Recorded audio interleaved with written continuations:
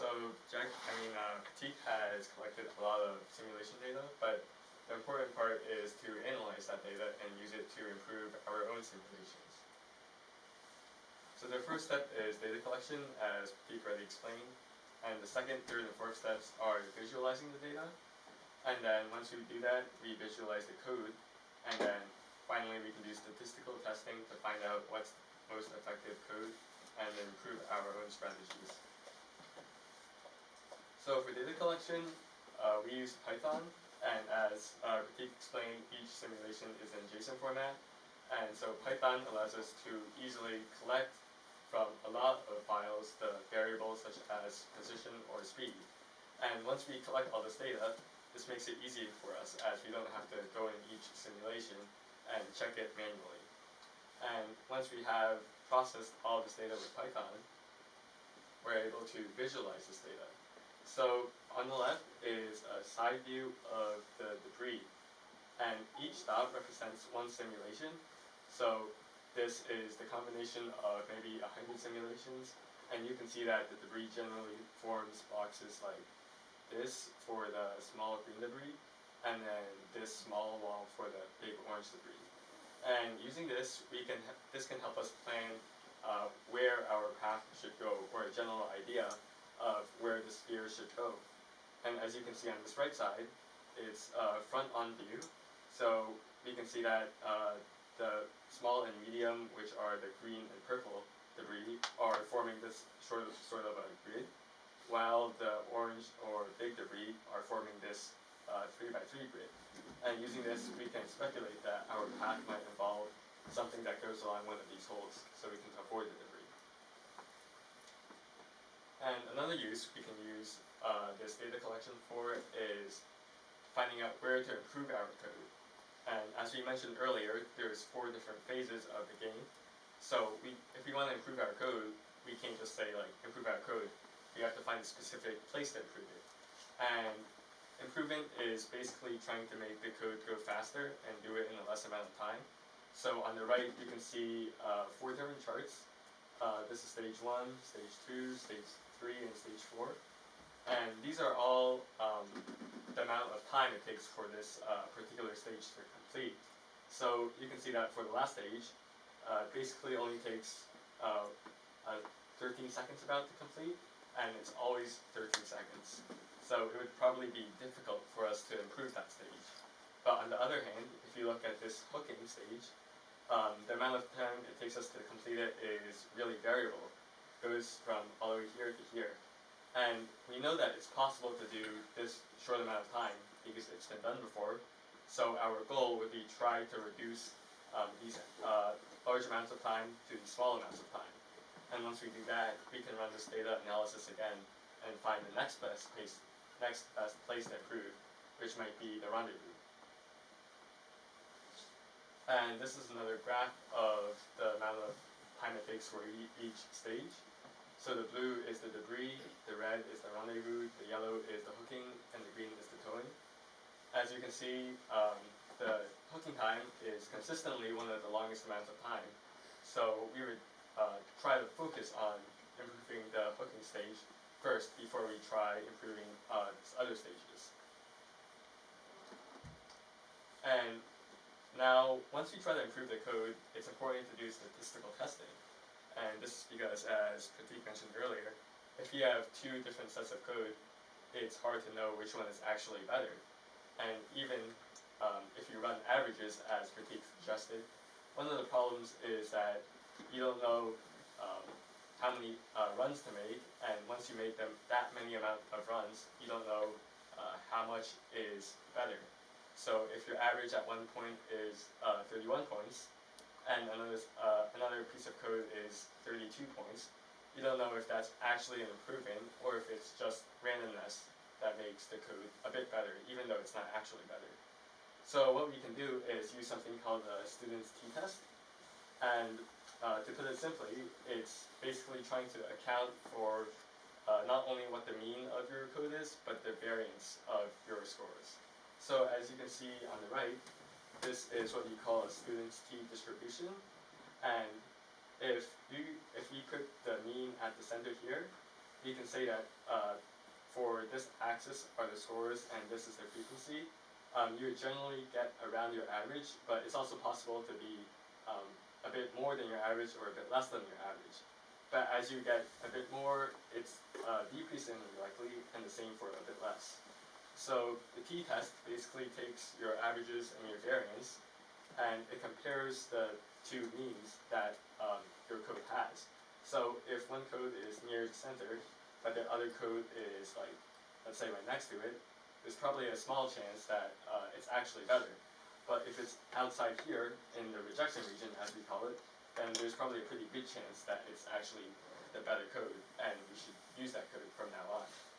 And this uses something called an alpha value, which helps us determine the threshold for what is the good code and the bad code, and we chose a value of 0.05, which is usually generally accepted.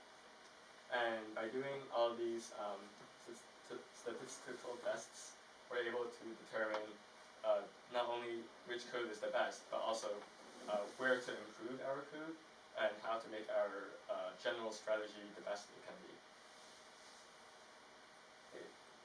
We would like to thank MIT, NASA, and all the other sponsors, and thank you for listening. Do you guys have any questions?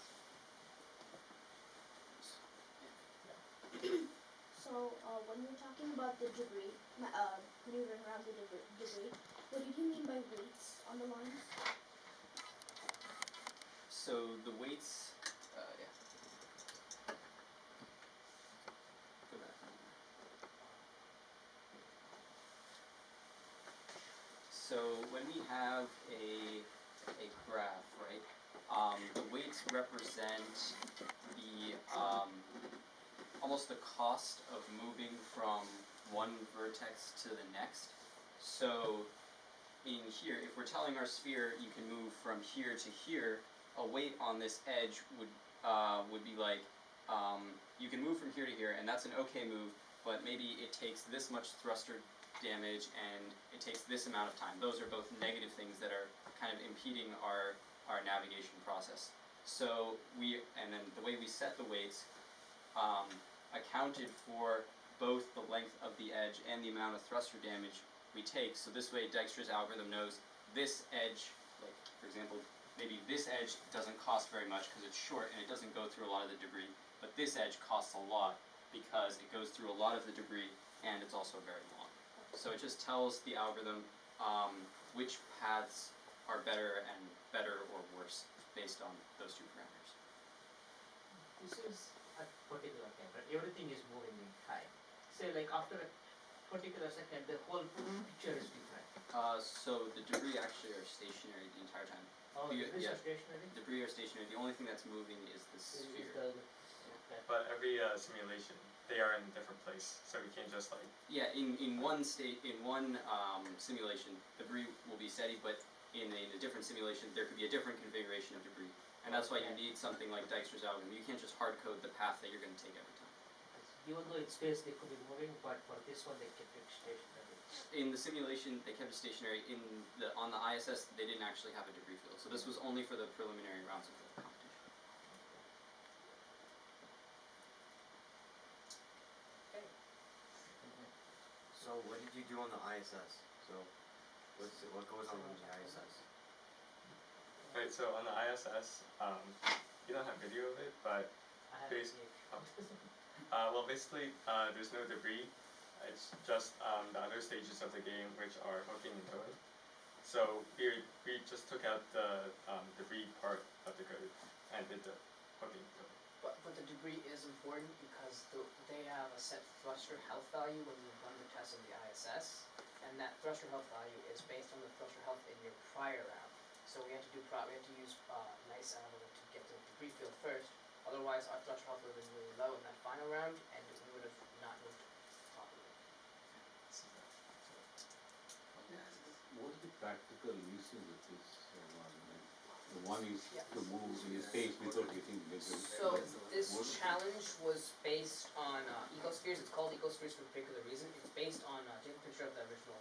It's based on trying to clean up the space around us, I guess. Like you pull in debris, like real life debris, because that's a real issue when you're doing space travel, because debris can destroy satellites, damage property, and it can be dangerous in general. So this is more towards collecting the debris or Exactly, moving, yes. The moving target, without. the target sphere there is supposed to be a sphere or satellite that was damaged due to debris that's no longer working. Exactly. So we're trying to tow that target sphere back to the ISS to do maintenance. That's the problem Oh, statement. that's where your hooking and everything is Exactly, coming yes. easy, okay. How was the performance on the ISS different from the simulation? There was probably more noise on the ISS due to Because on the ISS, the spheres also have to localize, and their localization isn't perfect. So there's even more noise than we see in the simulations because the spheres are not in the exact positions they tell us they are. And how do you simplify the noise and you can't. There's nothing you can do to fix the noise because it's the issue with the hardware itself. You can't fix the motors through software. Well, we did a bit of like a moving average, right? Yeah, that was something that was a moving average. We applied that to how we worked towards the other sphere relative to that, and so it got us a good average of how the other sphere is moving, but not necessarily how we should move ourselves. We can't fix any of the issues that we have because of the hardware issue of the motors. That's why we tried to take it as slow as possible when hooking. We tried to maintain the most relative translational and rotational velocity as the target sphere as possible before we actually contacted it. Another difference is that in the simulation, the hooks don't work at all, but in the ISS, the hooks work with actual physics. If you saw the simulation, the hooks go right through each other, which makes testing relatively difficult. You can check here.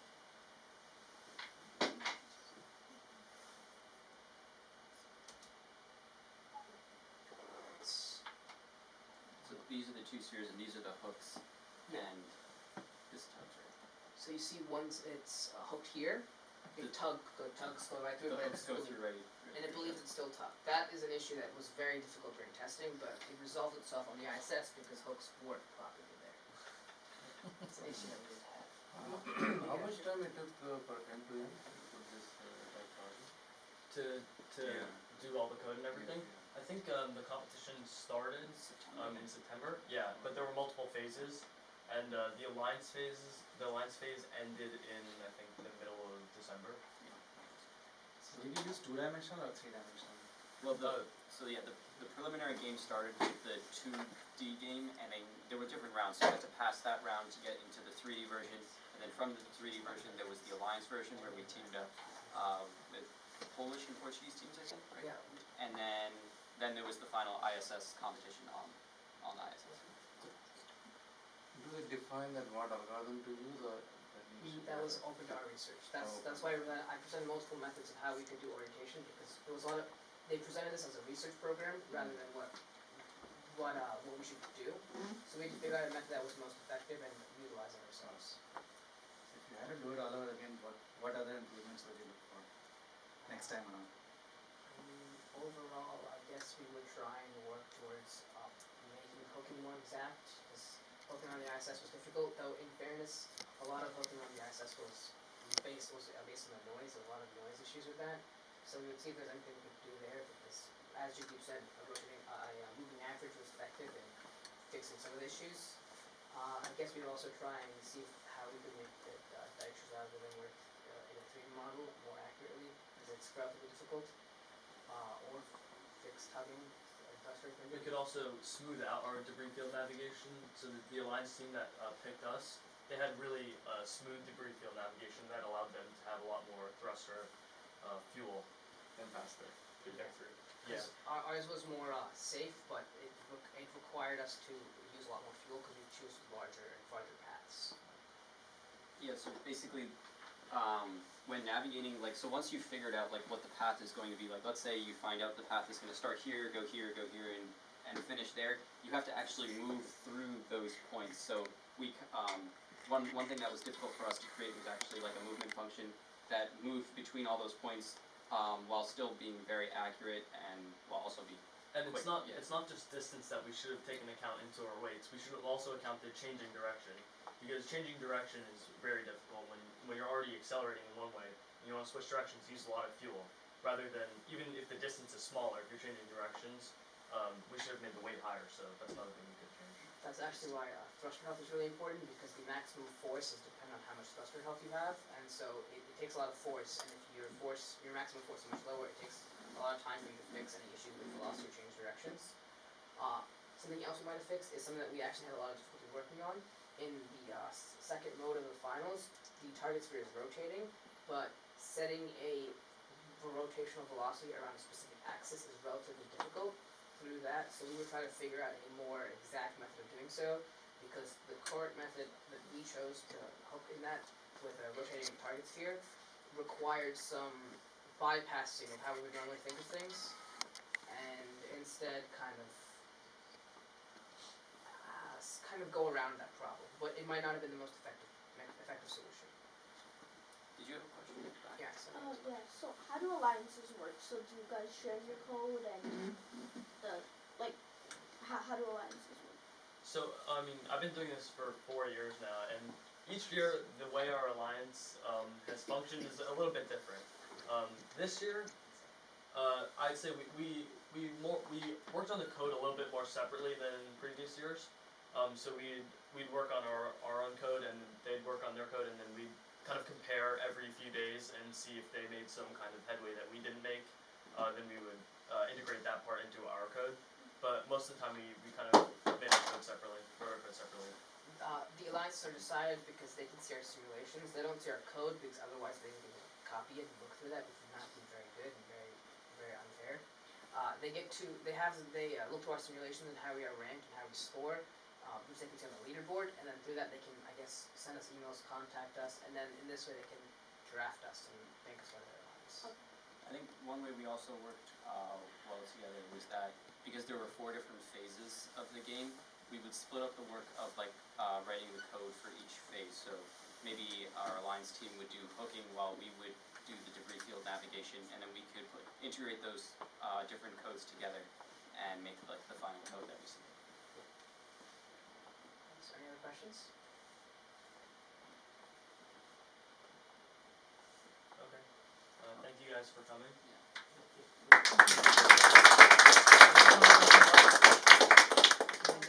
The level what you stand, Wow. the ranking you want to mention.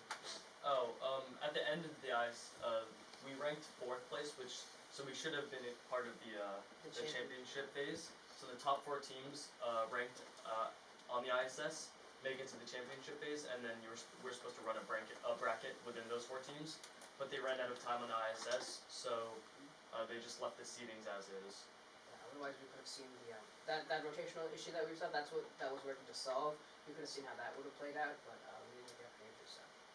Oh, I have a question. They talked about the gain during the ISS runs. A couple of teams used a higher gain. Oh, What was Oh. that? the pos gains in there. Do you want to talk about that? Yeah, sure. So the gains are what they're referring to are the position gains.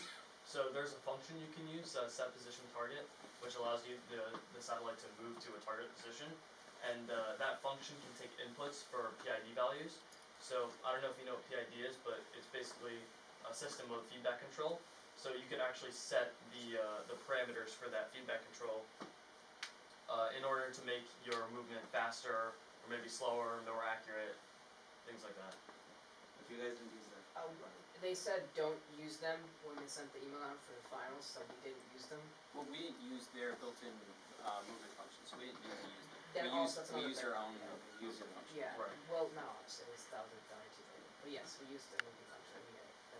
So I guess you can use your testing simulation to see if their function is better than yours. Exactly. Yes. That's it. Yes. Nice. That's very nice. Any other questions? Okay. Thanks again. Great job.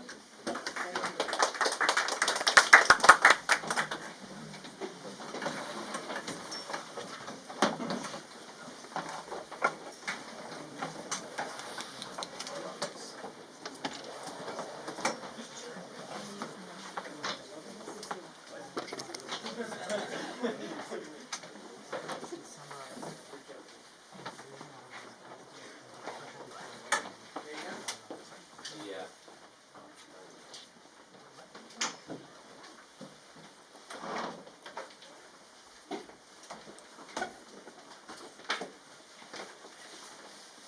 thank you for recording. I would need the video of it. Oh, yeah. We will post it up. I think I'm gonna need to do some processing to it, because the exposure is not coming out right, but it should be okay. So, yeah, we'll have it up. I think we'll probably post it on the website. Or our YouTube channel, probably, more like it. Thank you. Okay. Ask her